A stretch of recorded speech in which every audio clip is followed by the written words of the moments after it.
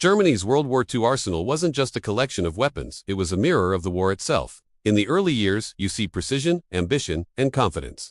By the middle years, innovation bends under pressure, and by the final stretch, the arsenal dissolves into frantic improvisation.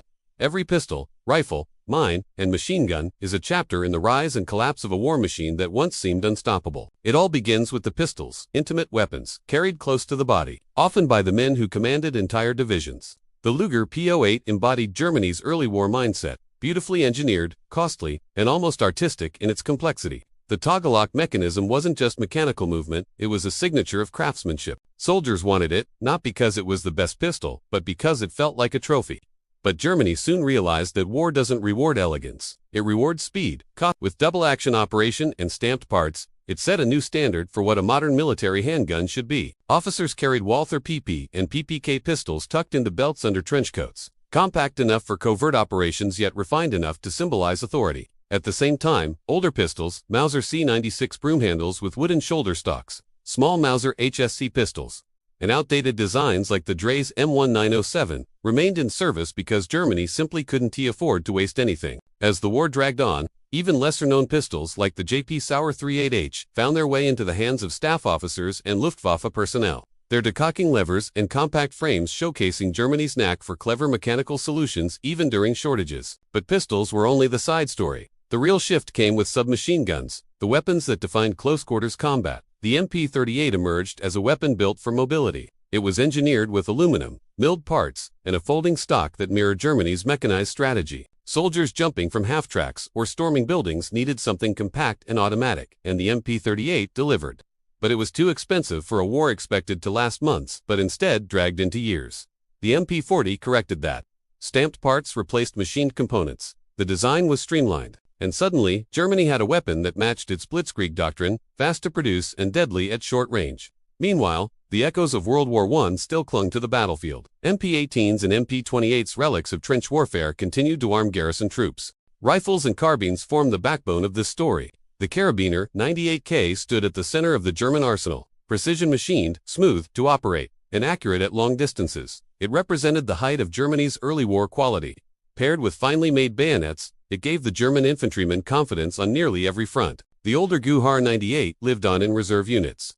And Czech rifles like the 3340ths were issued to mountain troops who needed lighter, more compact weapons. But the true revolution came when Germany sought to break free from bolt-action limitations. The first attempts, the G41M and G41W, were over-engineered nightmares. Their no-gas port-allowed requirement, forced by Hitler, made them nearly unusable in real combat. Soldiers froze them shut in Russia and cursed them in North Africa. Then Germany learned from its mistakes. The G43 introduced gas operation similar to the Soviet SVT-40, simple, reliable, and exactly what German infantry needed. Machine guns were where Germany truly excelled. The MG34 was a marvel, a universal machine gun that could switch roles simply by changing mounts or barrels. But its perfection was also its weakness. It was expensive and slow to produce. The MG42 answered every problem with brutal efficiency. It fired so fast that Allied soldiers described the sound like a zipper ripping the air. Its stamped construction allowed for mass production, and its influence can be felt even today in modern machine guns. Older water-cooled guns like the MG08 still guarded bunkers along the Atlantic Wall, their crews relics of the First World War defending against the oncoming storm. Aircraft machine guns, such as the MG15 and MG81, found second lives strapped to the hands of desperate ground troops, while the experimental MG45 pushed the limits of fire rate and simplified manufacturing. Throughout the war, German infantry squads were built around the machine gun, not the rifle, a strategy that explained why even small German units could hold off far larger forces.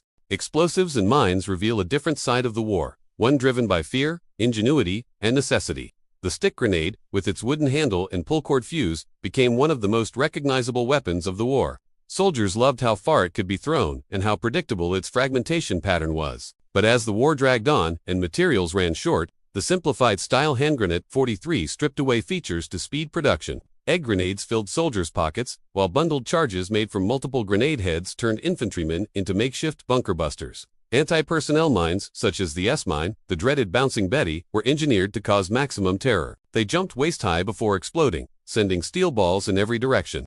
Wooden and concrete mines were designed specifically to trick Allied mine detectors. And the long bar-shaped Regal mines sliced off tank tracks with horrifying efficiency. And then there was the Goliath, a remote-controlled tracked demolition vehicle. Expensive, fragile, and ahead of its time. It showcased a kind of ambition that didn't match the reality of Germany's dwindling resources. Even the knives and bayonets carried by German soldiers tell a progression from pride to desperation. Early war bayonets were polished, well-fitted, and matched to each rifle like a piece of personal equipment. By mid-war multi-purpose bayonet knives doubled as wire cutters, reflecting Germany's need for practicality. Paratroopers carried gravity knives to free themselves from tangled lines, while late-war emergency bayonets looked rough, unfinished, and stripped of anything unnecessary. They weren't symbols of discipline anymore. They were tools for survival. Taken together, Germany's full World War II arsenal forms a timeline of ambition, innovation, adaptation, and ultimately collapse. The early weapons show a nation confident in its engineering superiority. The mid-war weapons show a nation adjusting to harsh reality. And the late-war weapons, crude, simplified, and often desperate, show a nation fighting with whatever it could produce, as the walls closed in on every front. Every gun, every grenade, every bayonet is a piece of that larger story, the story of a war machine pushed beyond its breaking point.